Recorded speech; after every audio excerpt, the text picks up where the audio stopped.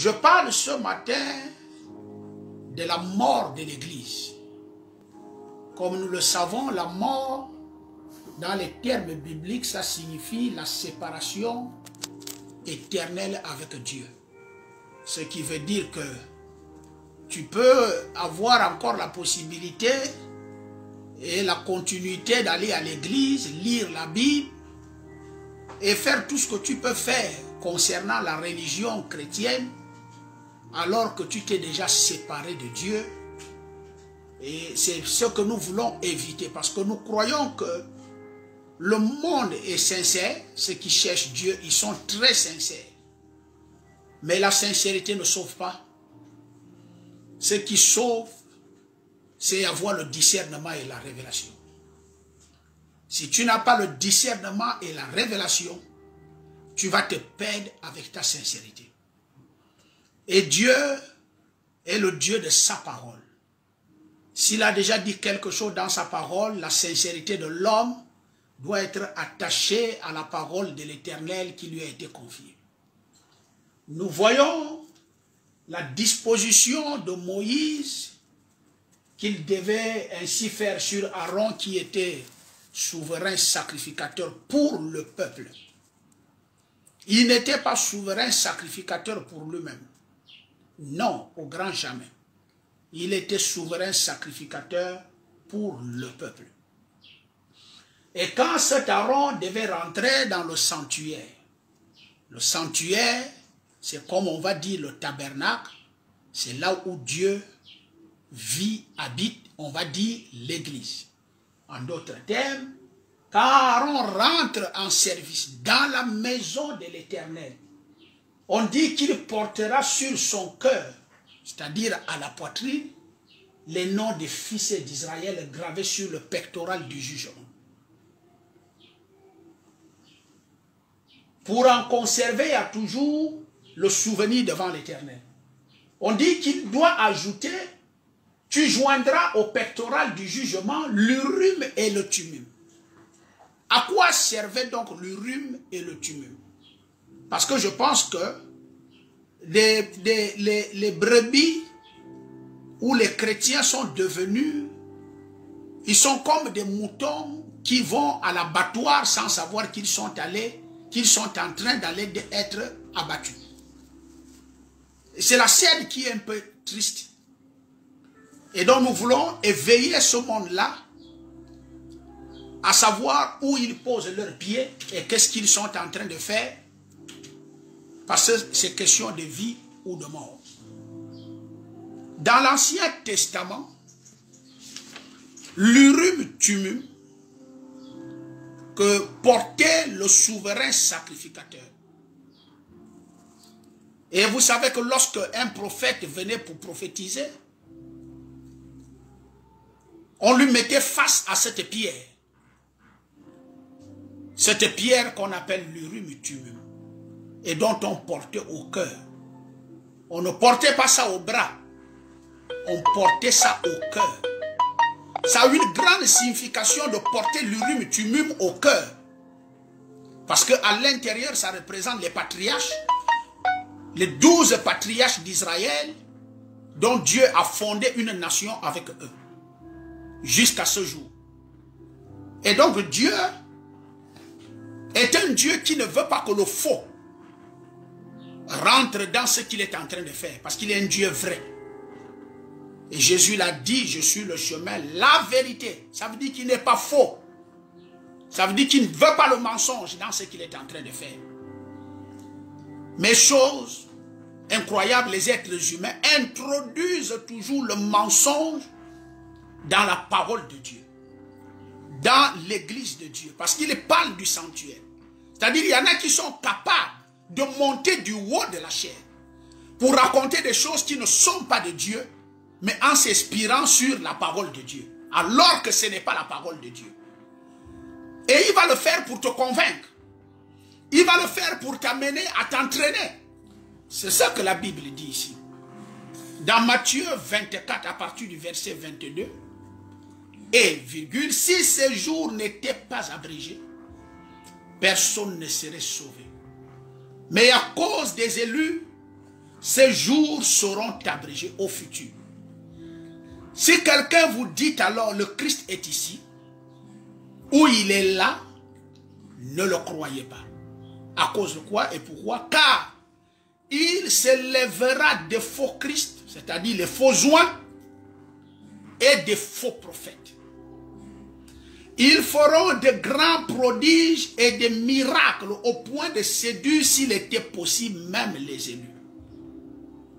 Et donc quand ces prophètes-là, à qui Dieu remettait la parole pour parler à Israël, parce que la Bible dit dans Hébreu, Dieu, après avoir autrefois et de plusieurs manières parlé à nos pères par des prophètes, ça veut dire que c'était la procédure de Dieu. Si Dieu voulait parler aux êtres humains sur la terre, il passait par des prophètes. Et donc, même si c'est Dieu qui envoyait ce prophète, le Dieu là a bien voulu que l'être humain soit scindé de sa vérité. Parce que tout homme, sa parole n'est qu'un mensonge, dit les Saintes Écritures, mais la parole de Dieu seule demeure vraie. Ce qui fait que Dieu peut confier quelque chose à un être humain et lui venir falsifier ça d'après les conditions de sa vie sur la terre. Si je dis ça, je perdrai l'église. Si je dis ça, je ne serai plus populaire. Si je dis ça, on ne me payera plus la dîme. Si je dis ça, je ne serai plus ceci.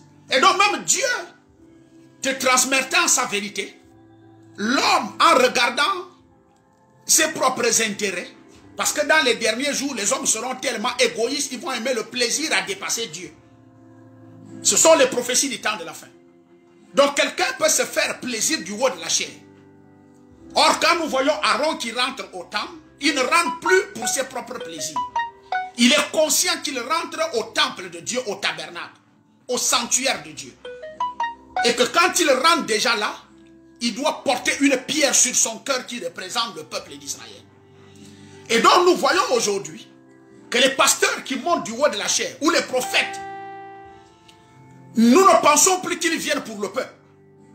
Nous ne pensons même plus qu'ils font ce service pour le peuple. Moi, d'après mes constats, j'ai constaté que l'être humain cherche ses propres intérêts actuellement. Vous allez voir ça même en politique. Vous allez voir ça dans les affaires. Et c'est le même esprit qui se transfère dans l'église, où les hommes aujourd'hui, les pasteurs, ne savent plus qu'ils sont pasteurs pour le peuple. Et ils ne montent plus à la chair avec le peuple au cœur pour leur transmettre la pure vérité venant de Dieu. Voilà pourquoi vous mourrez. Mais vous pouvez aussi éviter cette mort. Parce que Dieu vous a donné des qualités, des discernements. Et il est celui qui a dit à Pierre, sur cette pierre, je bâtirai mon église. En d'autres termes, sur cette révélation, Dieu se révèle à tout le monde. William Branham a prêché un message. Le filtre d'un homme qui réfléchit, c'est le goût d'un homme saint. En d'autres termes, au-dedans de vous, il y a quelque chose qui a la capacité de filtrer. Pour que le mal ne rentre pas au-dedans de vous, c'est-à-dire la fausse parole, vous avez quelque chose donné par Dieu au-dedans de vous, qui peut avoir la capacité de vous signaler que ce monsieur fait ou qu'il prêche n'est plus de la parole. Et si la parole annoncée par les anges, c'est-à-dire les prophètes, a eu son effet. Et pourquoi ça a eu son effet, dit Paul? La parole n'aura jamais son effet si elle n'a pas, si elle a été falsifiée par l'être humain au détriment de ses propres intérêts. Parce que Dieu ne soutient jamais, en dehors de sa parole, ce que l'homme peut faire de sa bouche et de ses mains dans son œuvre. Et donc nous voyons aujourd'hui la plupart des prophètes que nous voyons dans le courant des églises actuellement, que ce soit l'église catholique charismatique jusqu'au courant des églises éveillées, la majorité cherche les faux miracles. C'est bien prédit dans Matthieu. C'est prédit par Jésus que vous allez faire des miracles. Mais ces miracles, j'ai envie de demander, est-ce que c'est Dieu qui soutient et confirme la parole que vous prêchez? Frère Branham me dit, pour que la parole puisse avoir des faits, premièrement, elle doit être vraie. Le prophète est venu par qui? Est-ce qu'on devient prophète? Est-ce qu'on les forme dans une école? Est-ce qu'on les manipule par la parole d'un homme dans une église? Est-ce qu'un prophète doit avoir une église? Non. Un prophète, montrez-moi dans la Bible, montrez-moi dans l'Ancien Testament où Dieu a utilisé les prophètes, où un prophète a eu une église. Le prophète, c'est un messager. C'est quelqu'un qui vient vous transmettre la parole de Dieu. Dieu parle au prophète et le prophète vient parler au peuple. Et c'est ça que le peuple avait demandé à Moïse sur la montagne. C'est depuis ce jour-là que Dieu a adopté cette stratégie. Moïse, que Dieu te parle et que toi tu viennes nous parler. Même si Moïse va parler avec Dieu et Dieu va parler avec Moïse, Dieu veut que Moïse restant l'être humain, il peut pouvoir et vouloir falsifier la parole transmise par Dieu pour ses propres intérêts. Parce que l'église aujourd'hui, je me rends bien compte qu'elle est devenue un business. Et donc ma lutte ici, c'est que je voudrais demander au pasteur, est-ce que Dieu t'a envoyé? Vous, les prophètes, autant vous êtes actuellement, un prophète n'est jamais formé. Le seul endroit où on a trouvé les prophètes formés, c'est Jézabel qui a commencé à faire ce genre de choses. Et lorsque vous allez regarder les prophètes formés par Jézabel, aucun d'eux n'a été utilisé par Dieu.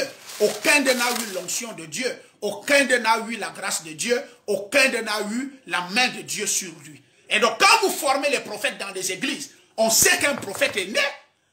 Dieu dit, Jérémie, je t'ai établi prophète avant que tu ne sois formé dans le sein de ta mère. Et quand Paul nous arrive, après avoir suivi ses formations avec Gamaliel pour devenir souverain sacrificateur, qui pouvait imaginer que Paul était un prophète? Et lorsque l'église avait fait le vote, après le départ de Judas, Dieu vient 20 ans après, ainsi dit le Seigneur, mettez-moi Paul et Barnabas de côté, parce qu'ils sont mes serviteurs. Est-ce que c'est Dieu qui vous établit là d'abord? Est-ce que vous avez rencontré l'ange de Dieu? Est-ce que vous avez reçu une commission de Dieu depuis avant la fondation du monde dans l'éternité, avant de monter en chair et dire que vous êtes des serviteurs de Dieu? Alors, peuple de Dieu, ne mourrez pas derrière les miracles. Regardez ce que ceux de l'Ancien Testament faisaient à leur époque et ce que Dieu les avait demandé de faire. Quel qu'en soit l'éminent prédicateur, quel qu'en soit l'éminent prophète, si ça se passe ici même avec Moïse, le tout-puissant prophète de l'Ancien Testament, Dieu dit, mets-moi le pectoral et l'urim-tumim sur la poitrine d'Aaron. Et lorsque un prophète ou quiconque ou qui que ce soit parlera en disant, ainsi dit le Seigneur, c'est le Seigneur qui m'a parlé pour vous donner cette parole, vous devez amener cette personne à prophétiser et à parler devant l'urim-tumim.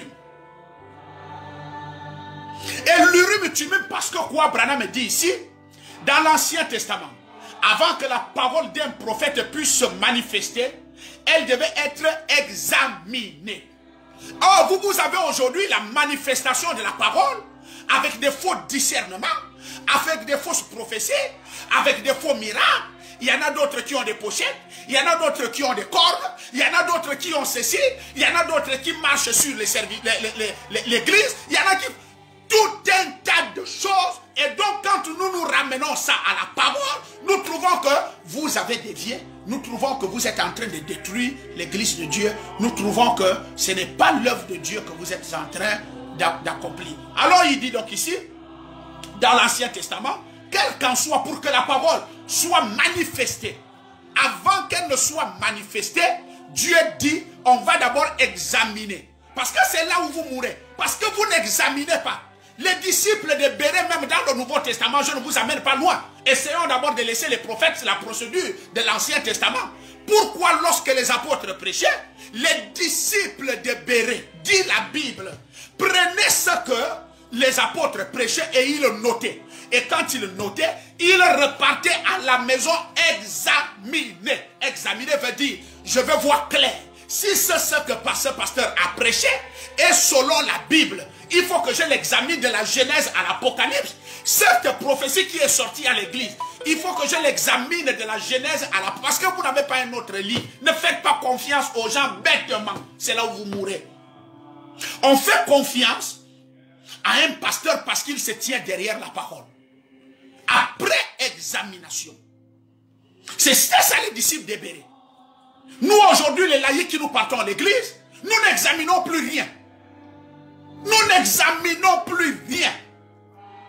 Mais vous êtes en train de mourir. Parce que ces gens-là qui viennent, ils ne viennent pas envoyés par Dieu. Quand ils montent à la chair, ils ne montent pas avec les noms de la tribu, des 12 tribus d'Israël. Comme nous ne sommes plus en Israël, ils ne montent pas avec les noms des élus. C'est à cause de ça que la Bible dit. Il va aller au point où il va chercher à séduire les élus. Si cela était possible. Et donc quand nous sommes pasteurs, nous ne sommes pas pasteurs par nous-mêmes. Et nous ne sommes pas serviteurs de Dieu. Nous sommes serviteurs du peuple de Dieu. Et donc quand nous montons là, quand nous méditons la parole, déjà que nous ne devons pas nous asseoir et dire nous méditons la parole, c'est Dieu qui doit venir t'introduire dans la méditation, te donner ce que tu dois donner à son peuple. Ne fabrique pas la prédication. Le Saint-Esprit est vrai, il parle, il conduit ses hommes. J'interpelle les élus, j'interpelle le peuple de Dieu. Soyez comme les disciples de Béré. Pourquoi vous n'allez pas être comme les disciples de Béré? Alors que c'est l'église primitive. C'est le début. C'est là où nous avions le fondement. C'est là où nous tous nous devons nous inspirer. Paul dit le fondement que j'ai posé. Disciple, pasteur, prophète, qui va venir faire le contraire de ce qui a été fait dans le tout début de l'église primitive, qu'il soit maudit. Vous préférez être maudit, anathème, que de faire ce que les autres ont fait. S'ils ont suivi cette voie, ça veut dire que la voie était la voie du salut. Et vous ne voyez pas que Dieu a créé ça? Qu'est-ce que vous appelez parole? Qu'est-ce que vous appelez parole dans des églises? Alors Dieu, pour manifester la parole qu'il a donnée au prophète, il va falloir que ce que le prophète a dit soit examiné. Nous devons tout examiner. Même si c'est un prophète comme moi, je crois William Branham. Je ne vais pas le croire parce qu'il a dit. Je vais le croire. Oui. Mais je vais d'abord examiner ce qu'il a dit. Lui-même, il dit, si ce que je dis, vous l'examinez, vous trouvez que ce n'est pas en ordre avec la Bible, mettez ça de côté parce que là se trouve la mort. Comment un peuple de Dieu peut être aveugle? Moi, je ne crois pas que le peuple de Dieu doit être aveugle. Et donc, même William Branham que nous avions aujourd'hui n'est pas un prophète que nous devons croire aveuglement. Quel qu'en soit ce qu'il a dit, quel qu'en soit ce qu'il a écrit, le seul qui est vrai, c'est Jésus-Christ. C'est Dieu. Une fois, nous avions affaire à un être humain. Je vous assure, mes chers frères et sœurs, on a affaire à quelque chose qui peut nous introduire la mort à n'importe quel moment. La Bible dit, maudit soit quiconque se confie à un homme. Nous ne pouvons pas nous confier à un homme comme ça. Confions-nous à Dieu et à sa parole. C'est la seule chose qui ne change pas. Un homme peut te promettre aujourd'hui et demain te dire qu'il ne peut pas accomplir ça. Un homme peut avoir une position aujourd'hui et demain changer cette position. Mais vous voyez, si vous suivez les gens par rapport à leur position, vous allez vous tromper. Suivez la parole de Dieu. Et donc n'allez plus à l'église pour aller avaler tout ce que les hommes de Dieu vous racontent. Avaler après examination. C'est l'examen là, ou l'examination de la parole qui te donnera la certitude et la vie. Et tu sauras que ce monsieur vient de Dieu. Alors dans l'Ancien Testament, pour que cette parole puisse se manifester. Arrêtez-nous les manifestations de la parole dans les églises. Arrêtez d'aller chez les Nganga, aller chercher les miracles. Je ne veux pas être seul à dénoncer ça. Je veux que les pasteurs me suivent pour qu'on délivre le peuple de Dieu. Ce que je vois au Gabon et dans le monde entier actuellement, c'est la catastrophe spirituelle. C'est le manque de crainte de Dieu. Quelqu'un se tient du haut de la chair, il sait qu'il a un serpent. Quelqu'un se tient du haut de la chair. Moi, il y a des francs-maçons qui sont venus me voir pour qu'ils me donnent un ange. Quand je prêche, un ange apparaît, tout le monde tombe. Je les ai dit, j'ai le vrai Dieu et je reste avec le vrai Dieu. Voilà les choses qui sont en train de se passer dans ce pays. Moi, je connais une bande de bouddhistes qui étaient venus me voir pour me proposer des visions et je leur donne 300 000 par mois. Comment je vais le faire alors que j'ai un cœur pour le peuple? Mon cœur est un cœur de Dieu pour le peuple de Dieu. Moi, Dieu ne m'a pas envoyé pour venir me faire de l'argent. Dieu ne m'a pas envoyé pour venir me faire des honneurs. Voilà les choses qui tuent les serviteurs de Dieu. La popularité, l'argent et les femmes. Fuyons ces choses-là. Sachant que lorsque nous montons à la chair, nous ne montons plus pour aller blaguer. Sachez que lorsque vous montez à la chair, il est question d'aller sauver quelqu'un. Il est question d'une vie que tu dois enlever entre les mains de Satan pour l'envoyer vers Dieu. À quoi ça sert? Un être humain qui sait qu'il a déjà mangé les fétiches, qui sait qu'il a déjà travaillé l'église, qui sait que les marabouts sont venus travailler à l'insu des brebis, des micros qui ont des fétiches à l'intérieur. Et ils ne montent plus du haut de la chair pour le peuple. Maintenant, va. Pour pouvoir être sauvé, il faut examiner, parce que quelqu'un qui vient comme ça, il va être sous couvert de la parole. En d'autres termes, il va prendre la parole comme sous couvert. Mais le peuple de Dieu ne doit pas mourir. Parce que Dieu lui-même n'est pas mort. Même si Jésus est mort, il dit j'étais mort. Mais maintenant je vis au siècle des siècles. Parce que Dieu vous a donné la vie éternelle. Et vous avez cette vie éternelle qui ne doit pas être compromise par un pasteur ou un soi-disant prophète. Dans les derniers jours, il viendra des faux oins. C'est ce que dit Jésus. Ils sont oins. Ils sont oins. En même temps, ils sont oins. En même temps, ils sont faux prophètes. Et vous voyez la masse de personnes qui suivent ces prophètes-là. En Côte d'Ivoire, au Gabon, il y a un qui est au Védo. Il y a même un ici à plein ciel. Il y a un qui s'appelle le scanner de Paris. J'ai jamais entendu des aberrations de ce genre. Dans le corps de Christ, scanner de Paris. Mais alors va scanner Paris. Je te dirais que la nation la plus pourrie dans le péché, c'est la France. C'est Paris.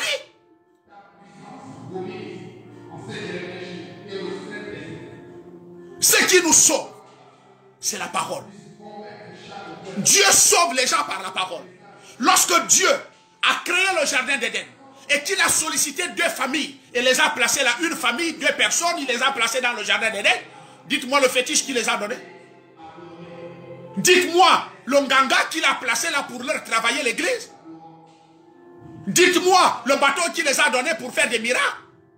Donnez-moi la corne qu'il les a donnée pour aller siffler à l'église. Dieu les a donné sa parole. C'est la parole qui sauve. La Bible dit, rien de ce qui a été fait n'a été fait sans la parole. C'est la parole qui fait tout. La Bible dit, Dieu est la parole. Si vous changez la parole dans une église, vous avez changé Dieu. Et Dieu ne change pas. En d'autres termes, Dieu n'est pas dans votre église. Dieu veut quelqu'un qu'il prend sous son contrôle et qui transmet ce qu'il lui a donné fidèlement. Et Matthieu parle du serviteur fidèle et prudent. Aujourd'hui, on n'a pas de serviteur fidèle et prudent. C'est le Saint-Esprit qui fait ce travail-là au-dedans de toi. Pour que tu transmettes rien que la parole qui crée la vie et qui a créé le monde. Mon peuple meurt. L'église meurt. Faute de connaissance. Et ça vous vient d'où? C'est parce que vous avez oublié. Vous êtes rentré dans les rites et les systèmes des églises. Dans le mouvement des églises. Oui, c'est ce qui vous a saisi. Vous avez oublié d'examiner la Bible. De regarder ce que les premiers qui ont posé le pas là-dedans ont fait. qu'est-ce qui les a donné la vie éternelle? Ils ont posé le pas comment? Ils ont pris le christianisme comment? Ils avaient le sérieux à l'intérieur comment? Allez-y lire les actes des apôtres. On n'a pas un autre modèle. Elle devrait être examinée et éprouvée. Cette parole doit être examinée et éprouvée. Alors, je me demande, la peur qu'a un prophète dans le cœur, quand on l'amène devant l'Urim Tumim, oh, l'Éternel m'a envoyé, l'Éternel m'a envoyé, l'Éternel m'a envoyé. Moi, j'ai vu Tsala et Somba. C'est Tsala et Somba, gouverneur de l'enfer, qui a commencé ces histoires de réveil, de discernement et de miracles. Mais quand j'étais allé voir Tsala et Somba, c'était un serpent du haut de la chair. Moi, j'avais dit ça à Tsala et Somba en face.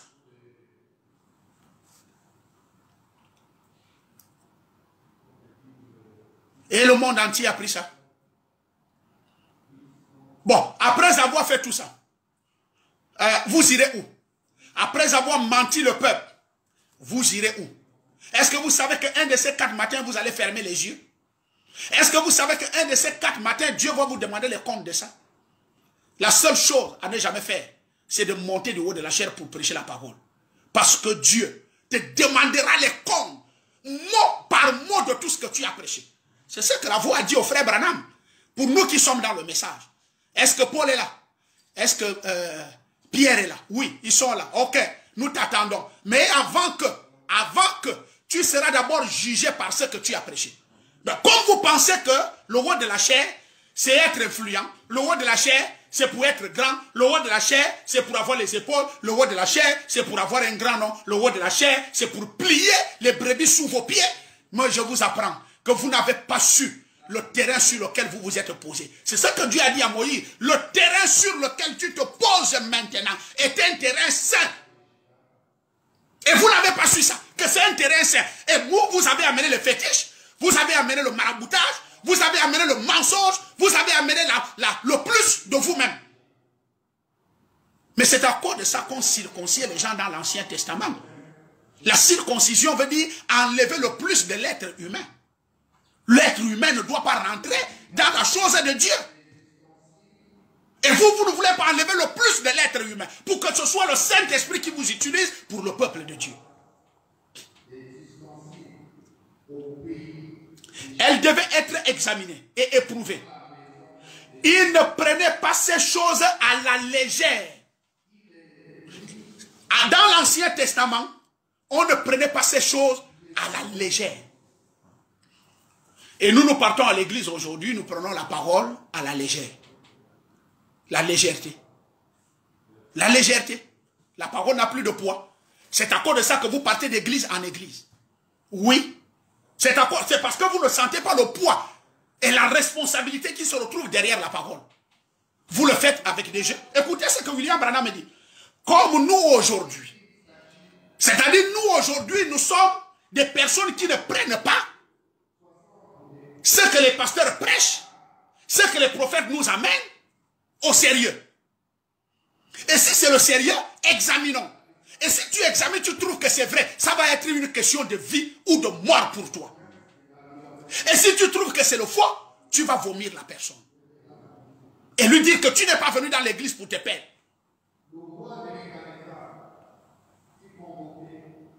Sortons de ça.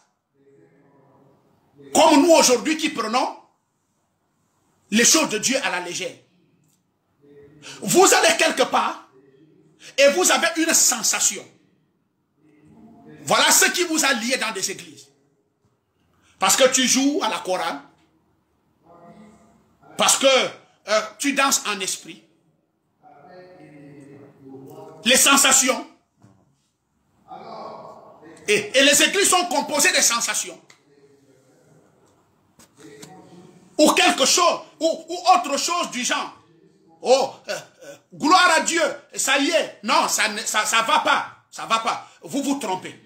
La Bible dit que dans les derniers jours, le diable imitera le christianisme. Et c'est pourquoi Branham va prêcher l'imitation du christianisme. Le diable,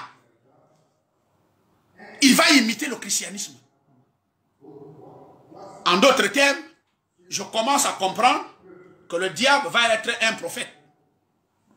Je commence à comprendre que le diable va être un apôtre, un pasteur, un évangéliste, un docteur.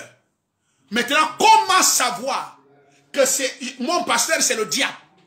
Ou le prophète qui dit qu'il m'amène la parole de Dieu, le Seigneur a dit, c'est le diable pour que je ne l'adore pas. Moi j'ai envie d'adorer rien que Dieu. Il faut examiner et prendre au sérieux ce qu'il est en train de dire. Pas parce que c'est sorti et tu prends au sérieux. Non, tu prends au sérieux après avoir examiné. Et tu vas examiner avec quoi? C'est ça que Frère Branham va nous dire ici. Et vous allez quelque part. Et la Bible dit que dans les derniers jours, le diable imitera le christianisme. Ce sera tellement proche que cela séduirait même les élus. Si c'était possible, c'est vrai. Donc, nous devons vraiment éprouver ces choses-là.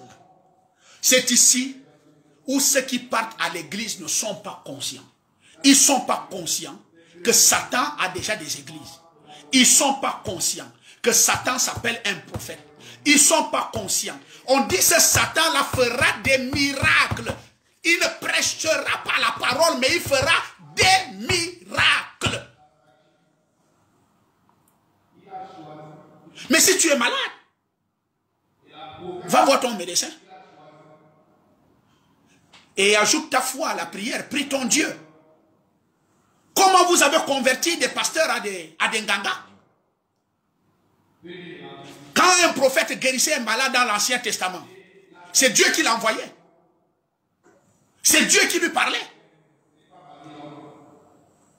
Mais enfin, vous êtes où? Parce que je vous cherche, selon le modèle de la Bible, je ne retrouve plus ce que vous êtes en train de faire. Qui vous a envoyé l'enfer? Oui, je vais dire ça. Parce que lorsque Akab avait formé, Jézabel avait formé les prophètes, toi tu as été formé par Bishop, tu as été formé par ceci, tu as été formé par cela. Dieu a dit maintenant je veux un esprit. Je veux qu'il soit un. Et Dieu n'a pas cherché l'esprit là en lui-même. Il est allé en enfer et dit je veux un esprit en enfer. Pour venir oindre un être humain qui est posé devant vous, qui vous prêche la parole. Toi tu ne vas pas le savoir qu'il est déjà oint. Un esprit est sorti de l'enfer. Dieu lui dit qu'est-ce que tu vas aller faire? Parce que je vais savoir ce que tu vas aller faire dans les prophètes là qui ont été formés.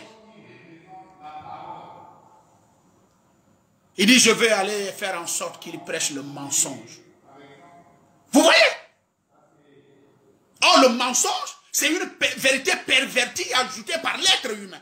En d'autres termes, quand tu prêches déjà le mensonge, il y a un compromis, tu cherches quelque chose derrière ça. Et c'est pourquoi tu évites de dire la vérité. Mais sachez-le, moi je suis envoyé ici pour dire la vérité. Même si je me retrouve devant toi, pasteur, en train de faire ça, je te mettrai à nu.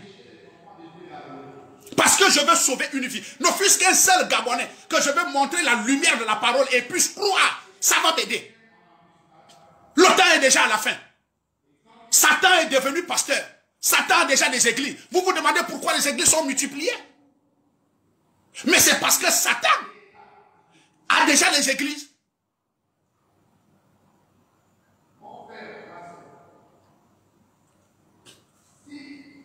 Alors William Branham dit ici, il faut qu'on soit conscient. Dans l'Ancien Testament, si ce qui était posé sur la poitrine d'Aaron, je vais vous dire, il y avait combien de pierres? Il y avait 5 pierres qui représentaient la grâce de Dieu. En d'autres termes, quand Dieu vous donne sa parole, c'est le salut qui est venu vers vous. Sans fournir d'efforts. Tu n'as rien à faire. Dieu t'a déjà aimé. Dieu t'aime, il veut te sauver. Un messager, quand il vient vers vous, ça veut dire que la grâce de Dieu s'est posée sur vous. Lorsque vous recevez un message de Dieu, ça veut dire que Dieu vous a aimé et qu'il vous accorde sa grâce. La première pierre était la pierre émeraude. La deuxième était la pierre de jaspe. La troisième était le diamant. La quatrième était un rubis. Et la cinquième était le saphir. Et ces 5 pierres sur la poitrine d'Aaron Toutes ces pierres-là typifiaient Dieu. Sa grâce venant vers le peuple. Attention mon cher ami, si tu refuses un message venu par Dieu, amené par Dieu, si la parole annoncée par des anges autrefois avait eu des faits, si la parole des prophètes autrefois avait eu des faits, mon cher ami, on a reçu un prophète en ces temps de la fin. On a reçu un prophète en ces temps de la fin. Est-ce que tu vas refuser cette grâce? En le jugeant d'après, comme les dénominationnels disent, vous jugez Branham, Branham est faux, Branham est ceci, Branham est cela. C'est à cause de ça que tu as les fétiches. C'est à cause de ça que tu es allé voir les tradis praticiens. C'est à cause de ça que tu es allé chercher les faux miracles et la sorcellerie chez la science occulte. Refuser la grâce de Dieu. Et donc, quand un prophète dit, le Seigneur m'a parlé, on n'a pas besoin, on lui dit, viens ici. Tu vas venir dire ce que le Seigneur t'a dit devant le souverain sacrificateur. Si le souverain sacrificateur n'est même pas là, on va amener la pierre là. Une autre personne pourra tenir ça. Il dit, parle maintenant. Parle. Et quand il parle, une pierre s'allume. Une s'allume, ça fait 2. 3 s'allument. Ah, pour le peuple, c'est pas Dieu qui t'a parlé. La 4e s'allume. Pour le peuple, c'est pas Dieu qui t'a parlé. Même David a été choisi comme ça par l'Urim-Thummim. L'être humain a voulu choisir les 2 généraux de l'enfant d'Isaïe. Mais l'Urim-Thummim, qui avait élu David avant la fondation du monde, devait donner la vérité. Le choix de l'homme reste le choix de l'homme. L'homme est dangereux s'il n'est pas sous le contrôle de Dieu. Un pasteur vient sauver les brebis. Il ne vient pas sauver sa vie sociale ou sa vie familiale. Son intérêt n'est pas de manger. Même s'il prend de l'eau avec le sucre et le pain sec et qu'il va sauver une vie, c'est ça son intérêt sur la terre. Mais aujourd'hui, vous êtes seul là. Et d'ailleurs, si le ministre ne prie pas chez toi, si tel directeur ne prie pas chez toi, si tel ne prie pas chez toi, parce que tu vas te faire quoi? En un seul culte, il faut que tu retournes chez toi avec 100 000, 200 000, 300 000. Il faut qu'en un mois, tu aies les dîmes de 2 millions, 3 millions, 4 millions et les dons qu'on va te donner. Mais bon sang, ce n'est pas à cause de ça que Dieu nous a envoyés. Ce n'est pas à cause de ça. Il y a une voix qui crie au Gabon. Laissez l'église de Dieu. Laissez l'église de Dieu. Libérez le peuple de Dieu. Je me présente ici maintenant comme Moïse, qui avait dit à Pharaon, laisse aller le peuple de Dieu pour l'adorer, parce que vous le tenez prisonnier avec des fausses paroles et les faux miracles que vous avez dans vos églises. Je ne vous dis pas ce qu'on faisait à ces prophètes-là.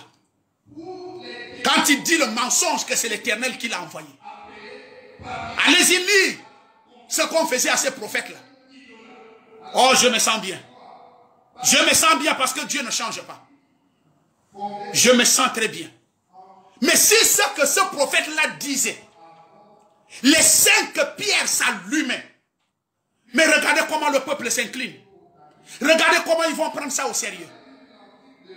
Mes frères, et Dieu est obligé de le confirmer par des miracles.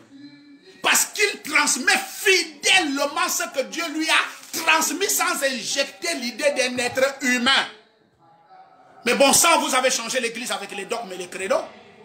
Montrez-moi ça dans la Bible. Tous ces systèmes que vous avez adoptés, montrez-moi ça dans la Bible. Et la Bible est la seule référence que Dieu nous a laissée. Et qui aujourd'hui va être changée par le pape. Parce que le pape dit ça ne collabore pas avec notre vie actuelle. Pitié. Vraiment pitié. Vraiment pitié. Écoutez ce que William Branham dit ici. Et à leur époque, comment éprouvaient-ils ces choses devant l'Urim-Thummim? Le pectoral d'Aaron, sur lequel il y avait ces pierres, une émeraude, un jaspe, un diamant, un rubis, un saphir. Toutes ces pierres qui représentent la naissance des 12 patriarches étaient sur le pectoral d'Aaron. Et quand un prophète prophétisait, et que cette lumière sacrée brillait sur le pectoral, Dieu disait, c'est la vérité. Dieu disait, c'est la vérité. Quand vous êtes dans Apocalypse chapitre 14, vous allez trouver que Apocalypse chapitre 3, le verset 14, il dit, voici ce que dit l'Amen. Ça veut dire que Dieu est l'Amen. Et l'Amen veut dire c'est la vérité, c'est ainsi soit-il. Frères et sœurs, au moment où le mensonge et le faux rentrent dans l'église, Dieu lui dit, je suis l'Amen. Dieu dit, je suis l'Amen. Amen veut dire ainsi soit-il. Amen veut dire c'est la vérité. Amen veut dire c'est quelque chose qu'on ne peut pas changer. Et c'est ce que Jésus vous a dit, je suis la vérité. Moi Jésus, je suis la vérité. Et Jésus est la parole. Si vous ne donnez pas la parole, vous avez donné quelle vérité? C'est quelle vérité que vous avez donnée? Ça veut dire que vous avez enlevé Jésus dans l'église. Et vous l'avez remplacé par un fétiche. Vous l'avez remplacé par vos théologies. Vous l'avez remplacé par ce qui ne doit pas être remplacé. Et derrière ça, c'est le peuple de Dieu qui meurt. Est-ce que vous n'avez pas pitié? Je sais que quand Satan vous a oint, lui n'a pas pitié. Je sais que vous n'avez pas ce cœur de pitié. À un moment, je m'en vais assister dans vos cultes. Vous allez faire l'offrande une fois, deux fois, trois fois. Venez donner les droits d'onction. Venez donner les droits de ceci. Venez donner les droits de cela. Montrez-moi depuis l'Ancien Testament jusqu'à l'Apocalypse, là où quelqu'un a revendiqué les droits d'onction. Lorsque la Sunamite, où cette dame avait vu qu'Élie était un vrai serviteur de Dieu, avec son cœur, elle a proposé de construire la maison à Élie. Il n'y avait pas les droits d'onction. Montrez-moi là où Pierre a revendiqué les droits d'onction pendant qu'il prêchait, ou bien Paul. Qu'est-ce qui vous prend? Qu'est-ce qui vous a mangé?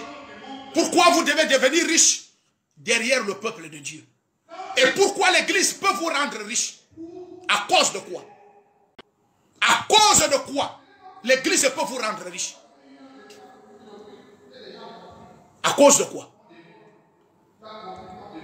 On dit ici qu'à leur époque, la manière qu'ils éprouvaient la parole, c'est qu'ils partaient devant Aaron, et Aaron avec le pectoral, ça accompagnait le sacerdoce. Ça accompagnait le sacerdoce. Voilà ce qui doit vous accompagner. Quoi? Dire la vérité. Mais, il dit ici, un prophète prophétisait.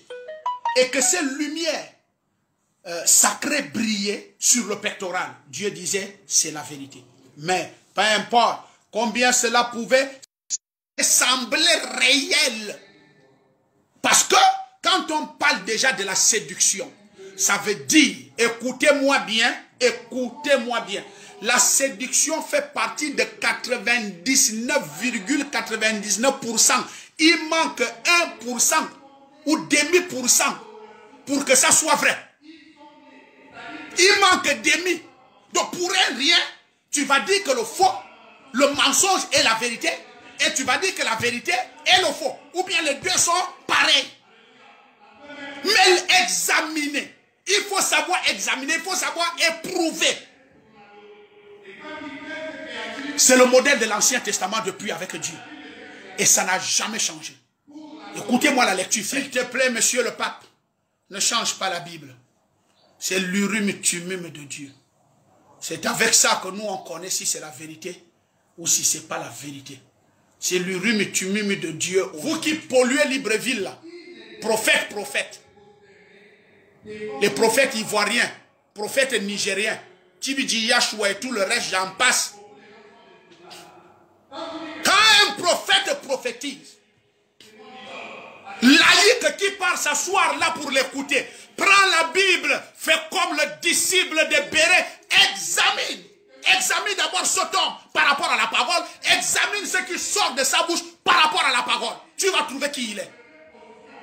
Si tu ne trouves pas pris Dieu, le Dieu de la parole, que cet homme que je suis en train de vouloir suivre là, révèle-moi sa position par rapport à la Bible.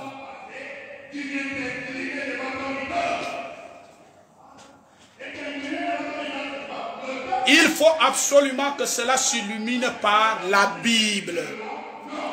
Il faut que cela s'illumine par la Bible. Je pense que je suis clair en tant qu'apôtre. Et que William Branham est clair. Et ça doit dire Amen. Dieu dit je suis l'Amen. Et c'est l'Amen qui parle là. Oui, je suis prophète. On ne te rejette pas. Mais je vais t'examiner. Oh, je suis ceci. Oui, je ne doute pas. Mais je vais t'examiner. Et c'est ce qui manque. C'est là où je vous interpelle. Ayez les yeux ouverts. Réveillez-vous. Parce que les temps sont très dangereux. Ce que vous ne savez pas, c'est que le diable s'appelle déjà un pasteur, un prophète, un docteur, un évangéliste, un apôtre. Pour séduire. C'est ça. Au temps de la fin, a dit Jésus. Mais c'est l'âge où jamais il faut veiller. C'est l'âge où jamais il faut être prudent. C'est l'âge où jamais il faut... On dit le diable, on le scrute dans les moindres détails. Si tu ne sais pas scruter Satan dans ses moindres détails, tu es cuit. Tu es cuit. Je relis Branham. Mais cette Bible est l'urim tumum de Dieu aujourd'hui. Oh, j'aime cet homme. Et quand un prophète prophétise, il faut absolument que cela s'illumine par la Bible. Alors, Dieu dit, alors il descend et alors il éprouve. On ne peut pas avoir la confirmation de la parole sans qu'il y ait d'abord la vérité. Et donc, vous voyez le contraire de Satan. C'est ça Satan, il pervertit.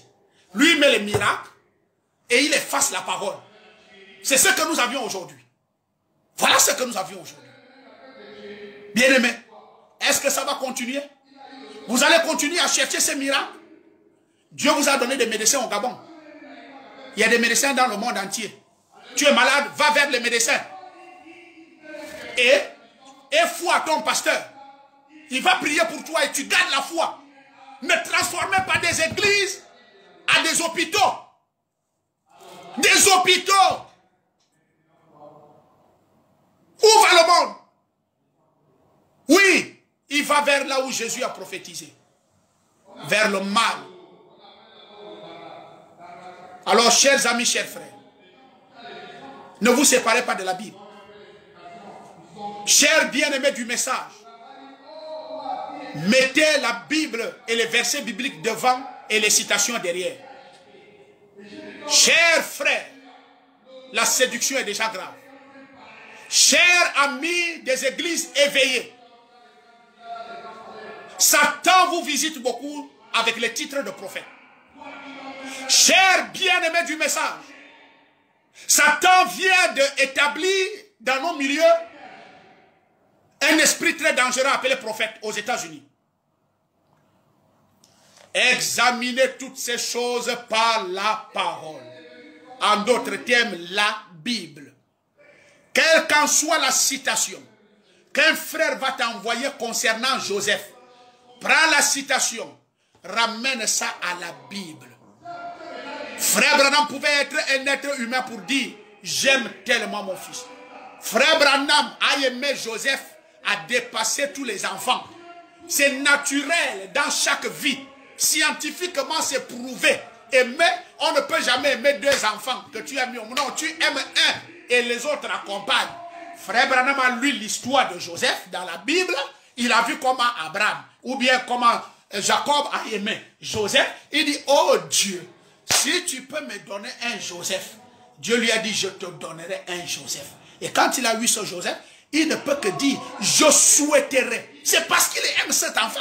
Je souhaiterais voir, avant que je ne sois enlevé, que je ne meure, voir Joseph avec cette Bible dans la main et prêcher la parole. Où est-ce que ça l'établit prophète? J'ai la citation, il dit, je pense que Joseph sera un prophète parce qu'il m'a raconté un songe. Je pense, ce n'est pas ainsi dit le Seigneur. Branham parle avec ainsi dit le Seigneur. Je défie quiconque dans le message Branham était un prophète. Si ça vient de Dieu, donnez-moi une citation. Envoyez ça par mon compte Facebook. Où Branham dit, ainsi dit le Seigneur, Joseph sera prophète. Si vous m'envoyez ça, je vais me repentir d'église en église. La pensée de quelqu'un. La pensée de quelqu'un. L'amour d'un père. Et vouloir voir son fils. Parce que frère, le plus meilleur travail au monde, c'est prêcher la parole. C'est prêcher la parole. Pour quelqu'un qui a le salut. Pour quelqu'un qui a Dieu au-dedans de lui. Le meilleur travail, c'est de sauver les êtres humains. Travailler pour Dieu. C'est ce que Branham voulait, que son fils reste à continuer ce travail derrière lui. Ou pendant qu'il était là. Il dit même, au moment où j'ai vu la vision de la déflagration sur la montagne, j'ai laissé ma vieille Bible en disant, si je meurs, je souhaiterais que Joseph vienne récupérer cette Bible-là. Hein, cher frère? Cher frère, ramenons tout. Tout, Branham me dit, ramenons tout dans cette Bible, le livre que je vous montre là. Entre ce livre de William Branham, je suis dans les réseaux sociaux, je pèse mes mots. Entre celui-là et celui-là, faites ceci, lui là devant et l'autre là derrière. Ne faites jamais ceci, celui-là devant et celui-là derrière. Vous êtes égarés. Vous êtes égarés. Vous êtes égarés. Je pense que pour ce matin, ceci va vous aider. Je pense que pour ce matin, par la grâce de Dieu, j'ai fourni mon possible. Je fournirai toujours mon possible jusqu'à ce que le Seigneur va m'enlever sur cette terre pour m'amener à la gloire. Je vis pour vous. Je respire pour vous. Je prie pour vous. Toutes mes prières, je n'ai jamais dit à Dieu, rends-moi milliardaire. Il y a un jour, un homme de Dieu avait dit, j'ai la charge, une responsabilité grave. Et je veux conduire ces gens-là avec l'Esprit de Dieu, avec équité. Donne-moi l'intelligence et la sagesse pour que je conduise ce peuple. Branham me dit, oh, regardez un homme qui ne demande pas à Dieu les palais. Regardez un homme qui ne demande pas à Dieu de l'argent. Regardez un homme qui ne demande pas à Dieu des milliards. Mais votre prière n'est plus cette écriture de Exode 28. Vous ne portez plus le peuple au cœur quand vous montez à la chair. Ce que vous portez au cœur, c'est vos costumes, c'est votre argent, c'est vos offrandes, c'est vos dîmes. Voilà pourquoi l'église protestante, l'État vous donne de l'argent, vous volez, vous détournez cet argent. Il faut que les enquêtes poussent. Que ce soit l'église catholique, que ce soit arrêté Bethany ou bien Alliance chrétienne, vous qui prenez les subventions de l'État. Jésus ne nous a jamais dit, allez-y par tout le monde entier, ouvrez les églises et prendre l'argent de César. Laissez à César ce qui appartient à César, à Dieu ce qui est à Dieu. On ne sert pas 2 mètres à la fois, on ne marche pas avec les ténèbres et la lumière. Élie a dit, je termine, pasteur gabonais, pourquoi clochez-vous de 2 côtés? Pourquoi vous clochez de 2 côtés? Vous voulez gagner de 2 côtés. Vous gagnez dans la politique, vous gagnez dans l'église. Bande de sorciers. Je demande à celui qui est chef du gouvernement de notre pays de commencer à regarder ces choses-là. À nos chefs au niveau du CEDOC, au ministère de l'Intérieur. Si l'église, vous ne mettez pas l'église en ordre, le Gabon ne sera jamais en ordre. Je vous le dis, allez-y examiner la Bible. Allez-y examiner la Bible. Ces hommes qui veulent gagner dans la politique, ils veulent aussi gagner dans l'église. Soit ils portent la soutane de Dieu et ils abandonnent la soutane de la politique. Soit ils quittent Dieu et ils portent la soutane de la politique. Et il dit, on ne cloche pas de 2 côtés. Soit vous prenez Dieu, soit vous prenez le monde. Et c'est ça que je vous demande de faire, parce que ne venez pas jouer avec le peuple de Dieu. Écoute mon cher ami, je ne sais pas par où tu vas passer. Un monsieur a quitté son trône appelé Dieu. Il a souffert sur la terre des vivants pour qu'il verse un sang pour racheter les gens là. Malheur à toi. Tu manipules ce peuple et tu ne leur donnes pas la vie éternelle. Oh, garde à toi. C'est le temps de fermer l'église là et de s'agenouiller pour dire Dieu, le mal que j'ai fait à l'église, avec les fétiches et les discernements, le bouti. Moi, je connais là où on initie les pasteurs. Les pasteurs. À Bizango. Je connais là où on initie les pasteurs. Dans le bouti, au P418, à Bikele. Je connais là où on initie les pasteurs. Dans la science occulte. Hein? À lui. Je connais là où il part souvent au Ghana, au Nigeria, au Bénin. Qui ne vous connaît pas? C'est parce qu'on ne veut pas, mais le temps est arrivé où il faut qu'on libère le peuple de Dieu. Que Dieu bénisse les élus, le peuple de Dieu. Ce sont eux que je bénis, les élus, les peuples de Dieu. Qu'ils ouvrent les yeux à ceux qui doivent avoir les yeux ouverts. Parce qu'au temps de la fin, il dit, j'ai un colis pour ouvrir les yeux.